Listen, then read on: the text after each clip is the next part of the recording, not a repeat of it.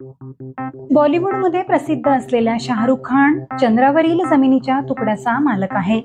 चंद्रावर जमीन खरेदी करणाऱ्यांच्या यादीत शाहरुख खान नंतर दिवंगत अभिनेता सुशांत सिंग राजपूतचे देखील नाव सामील आहे. शेअर बाजारातील व्यापारी राजू वागडी, बंगळुरूमधील व्यावसायिक विश्लेषक म्हणून काम करणारे ललित मेहता अशी चंद्रावर जमिनीची मालकी असणाऱ्या प्रमुख व्यक्तींची नावे घेता येतील. त्याचप्रमाणे ओडिशातील ढेंकनाल जिल्ह्यातील निवासी साजन, गुजरातचे व्यापारी विजय कथेरिया, धर्मेंद्र अणिजा, गौरव गुप्ता इत्यादी अनेक भारतीय आहेत ज्यांनी चंद्रावर जमिनीचा तुकडा विकत घेतला आहे. चंद्रावर संशोधन वेगाने सुरू असून या चंद्रावर जीवसृष्टी असण्याच्या शक्यतांनीही तितकाच जोर धरला आहे. पण याआधीच असे अनेक लोक आहेत ज्यांनी चंद्रावर जमीन खरेदी केली आहे. पण तुम्हाला कधीतरी प्रश्न पडला असेल की चंद्रावरील जमिनीचा मालक कोण आहे आणि त्याची रजिस्ट्री कुठे केली जाते, तर जाणून घेऊयात त्याची उत्तरे. 1960च्या दशकात अमेरिका आणि सोव्हिएत युनियन यांच्यातील शीतयुद्धानं जागतिक राजकारण तापलं होतं. आंतरराष्ट्रीय राजकारणात कोण सरस ठरणार, जग कोणत्या देशाच्या बाजूने उभं आहे, यातून दोन महासत्तांमधील तणाव हा स्पर्धा म्हणून पुढे आला. या शीतयुद्धात दोन प्रमुख पातळीवर स्पर्धा होती. पहिली म्हणजे अण्वस्त्र विकसित करणं, तर दुसरी स्पर्धा म्हणजे अवकाश संशोधन प्रगती. यातील अवकाश संशोधनातील स्पर्धेतून शीतयुद्ध लढलं गेलं असं म्हटल्यास वावगं ठरणार नाही. या शीतयुद्धांचा प्रभाव हा एका खंडापुरताच मर्यादित नव्हता, तर जगभरात त्याचे पडसाद दिसून आले. या स्पर्धेमुळे अनेक खगोलशास्त्रीय तंत्रज्ञान विषयक घडामोडीच नव्हे तर मनोरंजक घटनाही घडल्या. यातील एक प्रश्न म्हणजे चंद्राचा मालक कोण. चंद्रावर पहिल्यांदा उतरण्याच्या शर्यतीत सोव्हिएत युनियननं अमेरिकेला मागं टाकलं होतं. त्या काळी चंद्रावर संशोधन करणं हा अवकाश संशोधनातील आवडता विषय होता. त्यावेळी अमेरिका आणि सोव्हिएत युनियनमध्ये चंद्रावर पहिलं पाऊल कोण ठेवणार यासाठी तीव्र स्पर्धा सुरू होती. तोपर्यंत चंद्रावर उपग्रह पाठवण्याचे अमेरिकेचे प्रयत्न अपयशस्वी ठरले होते. सोव्हिएत युनियनला 1950च्या उत्तरार्धापासून 1960च्या मध्यापर्यंत चंद्रावर उपग्रह पाठवण्यात काही प्रमाणात यश आलं होतं. सप्टेंबर 1959 मध्ये सोव्हिएत युनियनच्या लुना 2 या उपग्रहानं प्रथमच चंद्राच्या पृष्ठभागाला स्पर्श केला. त्यानंतर त्याच वर्षी ऑक्टोबर महिन्यात लुना 3 उपग्रह चंद्राच्या जवळ गेला. या उपग्रहानं पहिलं छायाचित्र पृथ्वीवर पाठवलं होतं. यानंतर फेब्रुवारी 1966 मध्ये सोव्हिएत युनियननं पाठवलेला लुना 9 उपग्रह प्रथमच चंद्रावर उतरला. 4 महिन्यानंतर अमेरिकेचा सर्वेयर 1 उपग्रह चंद्रावर उतरला. अवकाश संशोधनातील स्पर्धेतून जगातील देशांमध्ये तणावाचं वातावरण निर्माण झालं होतं. कारण वसाहतींच्या काळात जमिनीचा पहिला शोध घेणार तो मालक म्हणजेच फाइंडर्स कीपर असा अलिखित नियम होता.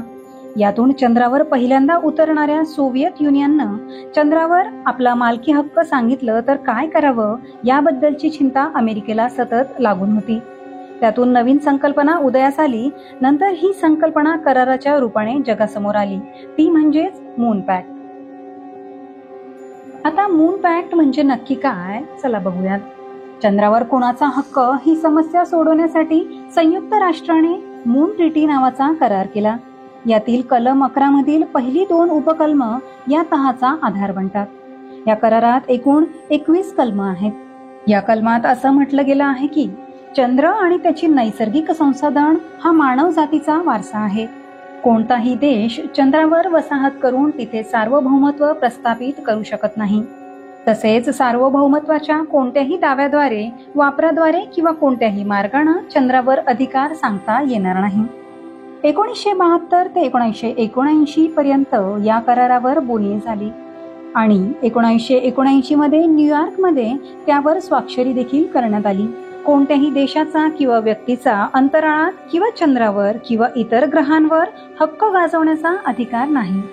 कोणत्याही देशाने जरी चंद्रावर आपला ध्वज लावला असेल तरी कोणीही त्याचा मालक होऊ शकत नाही. आंतरराष्ट्रीय अवकाश कायद्याच्या आधारे चंद्रावर जमीन खरेदी करणे कायदेशीररित्या वैध नाही. परंतु तरीही काही कंपन्यांचा असा दावा आहे की कायदा ट्रिटी देशांना हक्क सांगण्यापासून प्रतिबंधित करते पण नागरिकांना नाही.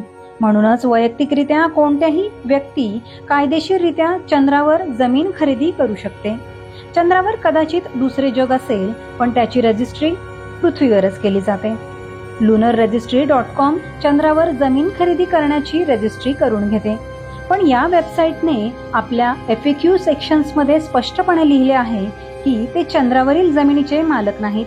त्याचे काम फक्त रजिस्ट्री करून घेण्याचे इतकेच आहे, विकण्याचे नाही.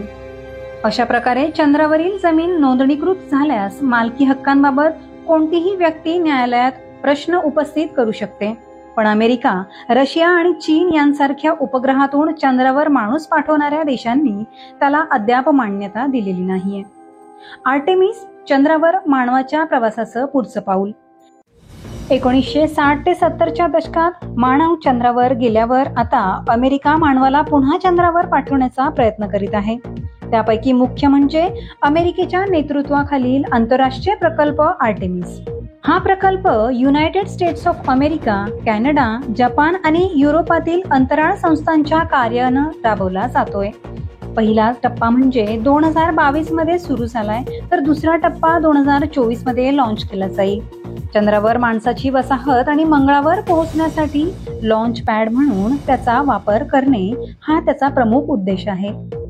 पण चंद्रावर मानवाला उतरवण्याच्या या प्रकल्पात नासानं एलॉन मस्क यांच्या स्पेस एक्स कंपनीच्या स्टारशिप रॉकेटचा वापर करण्याचा निर्णय घेतला असून तसा करार देखील कंपनीसोबत केलाय. सेच ब्ल्यू ओरिजिनल आणि डायनेटिक्स या 2 अमेरिकन कंपन्यांसोबतही करार करण्यात आलाय. चंद्रावर खासगी कंपन्यांचा प्रवेश. आर्टेमिस प्रकल्प संयुक्त राष्ट्रांच्या चंद्राच्या कराराचं उल्लंघन नसून त्याचा बगल देण्याची चाल आहे अशी चिंता व्यक्त केली जाते आहे. देशांनी चंद्रावर त्याचं सार्वभौमत्व गाजवू नये, पण स्पेसएक्स सारख्या खासगी कंपन्यांचा या प्रकल्पात समावेश करून चंद्रावर वर्चस्व गाजवण्याची अनुमती देण्यासारखंच आहे. जसं पूर्वी वसाहतींमध्ये ईस्ट इंडिया कंपनीला देशांवर राज्य करण्याची अनुमती दिली गेली होती. अमेरिकेनं याचा इन्कार केलाय. या प्रकल्पामुळे अनेक नैतिक प्रश्न निर्माण झाले आहेत. उदाहरणार्थ, एखादी खासगी कंपनीनं चंद्रावर माणसं पाठवली, एखादी खासगी कंपनी संपावर गेली, 2 कंपन्यांमध्ये वाद निर्माण झाला, तर कंपन्यांच्या पाठिंब्याशिवाय ही माणसं करणार काय? मित्रांनो, चंद्राच्या मालकीबाबत तुम्हाला आमचा व्हिडिओ कसा वाटला यावर तुमच्या प्रतिक्रिया कॉमेंट बॉक्समध्ये कळवा आणि अशाच रोचक माहितीसाठी चॅनेलला सबस्क्राईब करून स्पेक्ट्रम अकॅडमी परिवारात सामील व्हा. कारण इथे आहे माहिती आणि ज्ञानाचा खजिना. धन्यवाद.